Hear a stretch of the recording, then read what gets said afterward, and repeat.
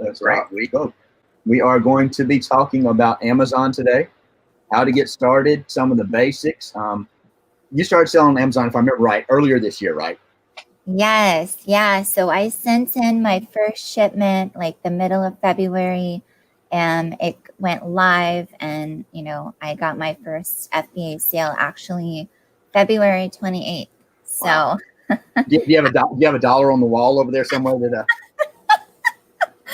I should make a plaque or something. But yeah, I went back when once I got started, like I went back and I was like, what was my first sale? And because I remember like when you get the app and then you're able to, you're refreshing it, waiting to see like, okay, everything's there, the inventory is there.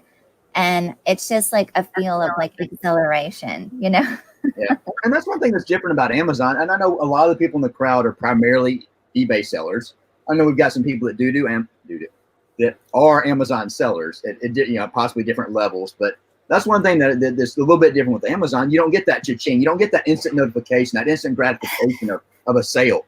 You may go to the Amazon sellers app and open up, you've had 50 sales and you didn't even know they'd come in, Right. Yeah. That's an adjustment. But so everybody give everybody the background. I know there's a lot of good content out there on doing Amazon, selling on Amazon. I'm using overdoing do too much today. I don't know why. On how to sell on Amazon and what to do on Amazon. But a lot of those videos out there, and please don't take this wrong, Tiffany, there's a lot of them that are out there by these OG Amazon sellers. And a lot of times they forget some of the stumbling blocks that they had. I'm in that case. Not that I'm a great and multi-million-dollar seller on Amazon, I'm not. But I've had an account since 2009. Right. And if I try to sit here and give you, all the stumbling blocks I had, like we talked about, Anthony talking about not being able to set up his, had trouble getting into the free Amazon seller account. Right. About 10 years ago. I don't remember the process. And I think there's some value in having somebody that's a little bit newer in the Amazon game, but has still been successful and still has some of the stumbling blocks fresh in their mind, Yeah. I know you offer a lot more value than that, but that's why one of the reasons I wanted to take this approach was trying to get some of that fresh, new, and not that we'll uncover anything, ungodly or different, but it's just a different perspective. And I think that's helpful sometimes. Right. Yeah. I think that, you bring up a very good point, and that, a lot of the people that I've learned from, they are kind of more seasoned Amazon sellers. So they don't remember, or they didn't have to deal with a lot of the issues, like with Amazon. One of the issues is the gating and the restrictions as a new seller, so a lot of people, if you guys have never sold on Amazon, and you're used to platforms like eBay or Mercari or, what have you, you can pretty much sell anything is within the restrictions, like there's not certain brands, there's not certain categories other than maybe like medical stuff that you can't sell on those platforms. On Amazon, it's a lot more restrictive. Like, if I want to sell, I use this body lotion, like personally, if I want to sell this body lotion, like this is considered a topical. So I can't sell it as a new seller. Like I have to get an invoice and I have to get like ungated in that. And there's a lot of categories that are really big, like toys are very big, like dietary supplements, like a lot of things that people want to sell that are good money makers, but they can't because they're new. And that's one thing that really discourages a lot of people. Right. Yeah. So it's tough. And talking about gating in general, it can be down to the category, like you were talking about with that, with the topicals. You've got the health and beauty, you got other items like that, but it can also be gating down to the product level. You might be ungated or able to sell that one product that you just had in your hand, but there may be one that's a different scent, a different flavor, a different color, a different size, and you might be gated or blocked in selling that. It could be up at the brand level. Yeah, exactly. And that's the thing is a lot of sellers, because, I've paid to get ungated with legitimate invoices. And, and the thing is, a lot of people don't realize it's not just invoices you need. Like you have to have, for topicals, you have to have what's called certificate of analysis, which is from a lab that says that, this product is legit and it's, it's been tested, all of that. So you can get ungated in like a category, but then like you're still restricted in certain brands. Like for me, I can sell topicals, which I love because it's like a lot of beauty products and stuff, but I can't sell certain brands still. Like I can't sell Neutrogena. I can't sell Aveeno. I can't sell Revlon. So, you know, one thing I would say to people is don't let the restrictions discourage you. Yeah. And you have to decide how you want to run your business. Like if you want to go ahead and invest the money to get the invoices and get ungated, do it. If you have the capital to also buy the inventory. Like for me, my ungatings that I did have really made me be able to run my business as quickly as I have. You know, I haven't had to sit around and wait to get auto ungated because I have a really good friends and they've been selling on Amazon for like 7 months and they still can't sell a lot of the stuff that I can sell. And it's not because they don't have good metrics or they don't have good sales volume. It's because they're still like Amazon is like a mystery. It's like the Wizard of Oz. Like you never know when they're going to open the door for you on certain things, you know? Right. You definitely, there are some things that can help you with the ungating. Like you said, going the wholesale route or buying from a manufacturer, distributor, things like that, and get your receipts and your invoices like you're talking about. Another couple other things, and please feel free to correct me if I'm wrong here. Having the pro seller is one of the small pieces of whether you can get ungated in something. It is a small piece. Right. Because if you're a low volume seller, a really low volume seller, and you have that pro account, you might get ungated in some of those little smaller questionable categories where if you just have the regular free seller account, you may not. Absolutely. That's a very good point. Also, your sales history. The more you sell, the more potentially you get opened up to you. But as you prove yourself as a seller, I think they gauge a lot of things to, you know, keep just that everyday beginner from jumping in and selling Lego or jumping in and selling Nike, you know, because it's that brand's, you know, they're whatever they're protecting their identity. They're trying to protect because you're really selling for them pretty much, you know? Right. Well, yeah, like that's it. You bring up a really good point as far as having so, you know, Amazon has a personal and they have the pro account. And if you really, you know, you can start with the personal account, you know, which I do recommend unless you're just going to go all in and start sending in a lot of inventory. But, you know, if you are going to go all in and start sending in a lot of inventory and you're going to start doing high volume very quickly, I definitely recommend the professional because number one, it's cheaper. Because if you do personal, it's like $40. It's $1 for every item you sell versus pro is $40 a month. And then also, like you said, like if you do the professional account, they're going to consider you more of like a professional seller. So they're going to be more apt to give you, like you said, the opening of the ungatings. Right. So, yeah, for sure. And I think the big takeaway with the gating stuff, and Tiffany touched on it briefly, is don't focus on what you can't sell. Focus on what you can sell, because the more you sell those items you can sell, you're gonna start getting ungated in these other areas. And I know that's tough when you first get started.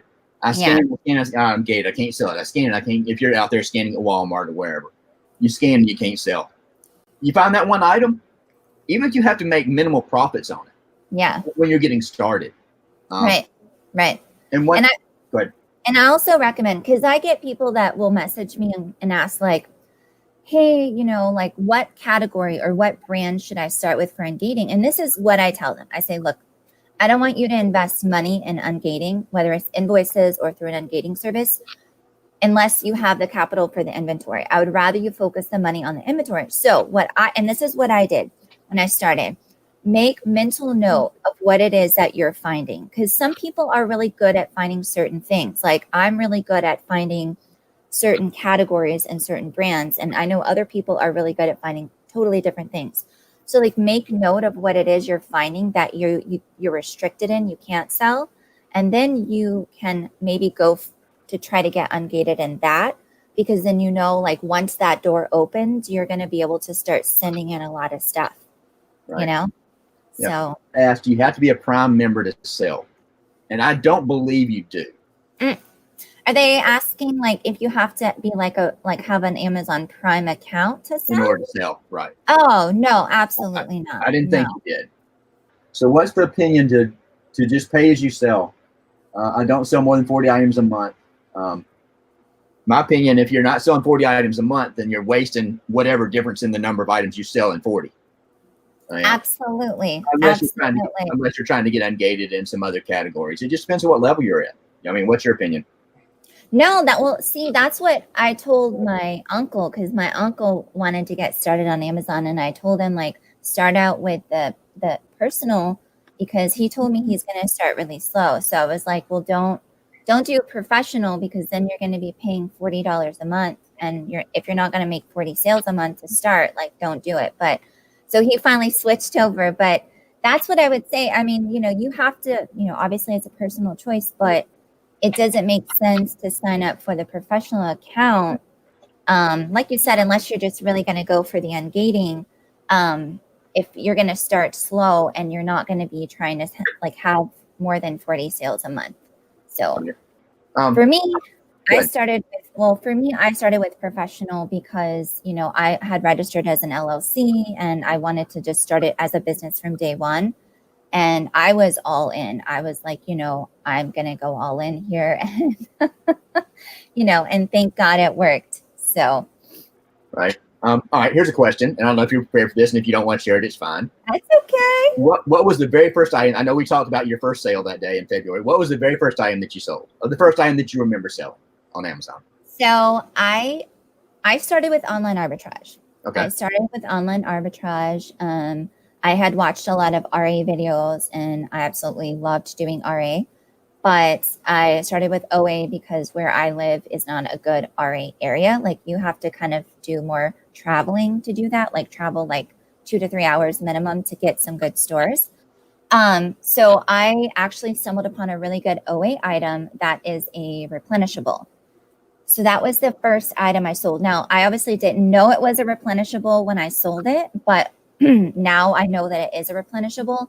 So that was one of the first items I sold. But unfortunately, a lot of other people must have been using the online arbitrage, because there's online arbitrage software that will scan websites. So a lot of other people must have found it because now it's completely tanked. Right. So, yeah. What is your biggest, if anybody's interested in selling on Amazon or getting started in Amazon, what's your biggest fear? What's your biggest barrier to entry? What's causing you to keep from, taking that step? Is it lack of knowledge? Is it, I know Anthony had trouble getting the free account. He's not ready to jump into the $40 a month plan. He's had some challenges getting into the free.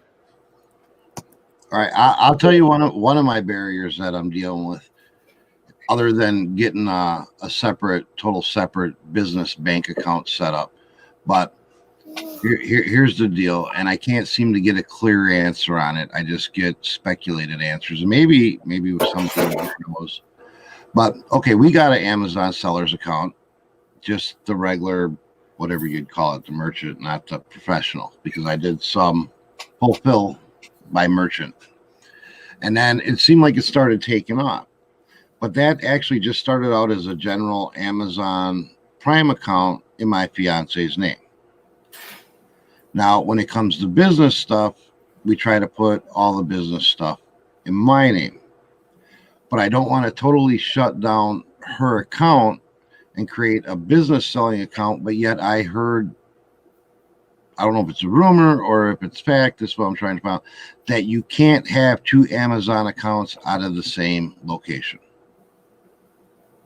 I don't know. Like Amazon selling accounts? Yeah. Yeah. Well, I'm building the business account, still be able to do like the merchant fulfilled on hers as I'm doing like the FBA on mine. Why don't you just do merchant fulfilled and FBA on one account? That's eventually what I'd want to merge over to. Yeah. But as I'm building a brand, because mine, I don't have any Amazon account whatsoever. So as I'm building that account, can we still keep hers open? Because we also, we got our Prime TV and everything through that. So it's like, can you convert her personal account into your business? No, I guess you cannot I don't know. Once it becomes business, she wouldn't want it in her name. Well, that's what I'm saying. Could you change the owner of that account? I don't know. I guess Amazon, that I thought you cannot change, like you can't hand your account off to somebody, from what I'm understanding. Have you tried signing up for one in your name too, or no? What's that? Have you tried signing up for one in your name? Yeah, I can sign up for an Amazon account, but I guess it's at risk of both accounts end up getting shut down. This is what I was told. If you have two sellers accounts, they may not catch it right away. They'll approve your account, but then I guess it's against their policy, but I can't find anything that says it's against their policy. I guess the easiest thing would just be call and ask them, eh? See, he said, Scott said you cannot transfer or sell accounts. It is against terms of service. Right. Now, so you're saying basically you guys have one Amazon seller account in your fiance's name and Correct. you have one in your name? I don't have one in my name. I want to put one in the business name. Okay. But I've been told, and I've heard in other conversations, that you can't have two seller accounts from the same location.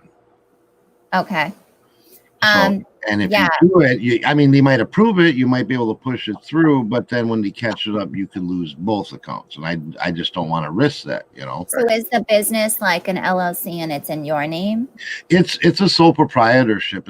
I'm not an LLC. I have it registered as a sole proprietorship. I do have an EIN number and tax, registration, reseller certificate, and everything. Oh, that really loud real quick. I gotcha.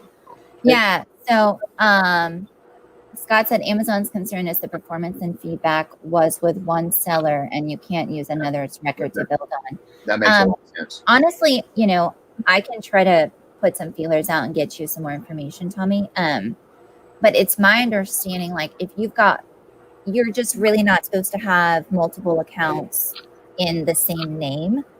So if one account is in your fiance's name and one is in your name, it's my understanding that should be fine, but I'm not going to say that's 1,000% accurate because I don't know, and I wouldn't want to give you inaccurate information.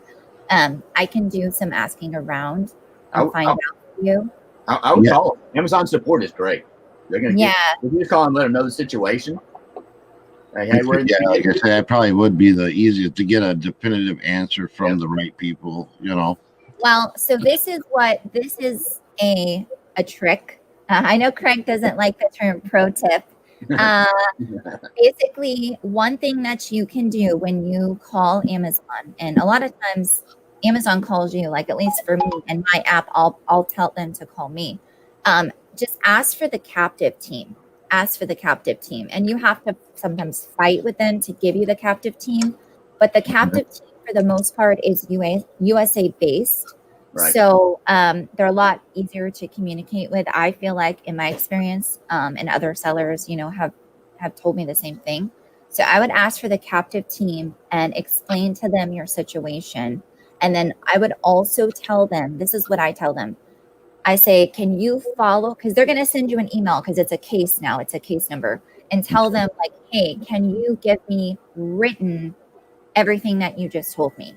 So that you have documented evidence that you've gotten, this is what they've said, you know? Okay. Yeah. Great. And that brings up another good point, you know, talking about, you know, your account being banned, both of them being shut down. I know we've got a lot of eBay sellers in the chat. My primary platform is eBay. I hate to say, if you compare the two, they're like night and day with their, not restrictions, with their suspensions. You know, if you get a 5-day suspension on eBay, you know, it's pretty hard to get that. If your metrics fall, you get too many INADs. Amazon, and I'm not trying to scare people, you can get a lifetime ban like that easy. And that's why I want like a definitive yes or no before I go forward, because, you know, I started doing Amazon. I don't want to do it part-time or a little bit. I want to do it, you know, and I need to get it really, you know, going. And then all of a sudden Amazon's like, hey, we finally caught up and this ain't allowed. And, you know, and that's the thing. They will catch it, because I've seen this in a lot of Facebook groups where people do it on accident. They created a seller's account several years ago and they didn't remember. And then they went like recently to create a seller's account with a different like name and email address. And then Amazon eventually caught up with it and suspended them. And eventually they can get it worked out because they can show like, hey, you know, this wasn't intentional, blah, blah, blah. But Amazon, that's the thing. Amazon is very strict. They expect perfection They really, really expect perfection, and nobody's perfect. You're going to make mistakes, but you want to make minor mistakes, and you Right. want to educate yourself before you get in the game so that you can minimize risk. Right, absolutely. And you know, when it comes to doing business, I mean, I do eBay. It's a business. It's my income. I rely on Yeah. it, you know. And Right. Amazon would be. I would like to convert more over to Amazon so I don't have to hold inventory because I want to travel a lot, you know. Right. And when I do, especially business related, I don't try to do anything shady or sneaky. And I like to know all the rules definitively so I can make Right. sure I'm doing things appropriately. And that's really my biggest holdback in Amazon. I'm out there, I'm scanning for Amazon, even though I know I'm not going to buy and send anything in, just to see what's there. Like, oh yeah, this, you know, this ain't got, it's not worth selling on eBay, but I can make a couple bucks on Amazon, you know. Yeah. Yeah. I'm constantly looking at it, and I tell my fiance all the time, I'm like, look, can't do nothing on eBay, but we could make X amount on Amazon, you know. I disagree with this statement. Uh-oh. What's that? Action. I like it. Oh, you don't. You don't need to fear Amazon, but you have to show more respect for their terms of service. For me, I believe you do need to fear Amazon. You need to fear emails that say, like, I got an email yesterday, they sent out widespread emails about your inventory storage. And I woke up, it was the first thing I read. And I thought it said you will not have storage from August 31st through December 31st. And I was like, Q4, I'm not going to have storage. And it actually was saying you will not have storage limitations. But all of that is based on what's called your inventory performance index. And that's a whole nother story for another time. But yeah, I believe you do need to fear Amazon. When you get emails from them that say something that's going to require action, you need to take action. You need to keep track of, like, I was talking to a friend last night and they had not gotten any emails about this, but when they looked into their account health, they had some red flags for like IP claims. And I was like, we've got to get this taken care of because Amazon does not play around. And honestly, they don't care if you know the rules. If you break the rules, that's all they care about. Ignorance of the law is not a good excuse. Mhm. Yeah, and it's quick. I understand that, but it's, you know, they can shut you off like that. Yeah. No question. Doesn't matter what you say. And again, I'm not trying to scare people, but I No. think you gotta, like selling on any platform, you need to understand the rules, and it's even more important to understand the rules on Amazon, in my opinion.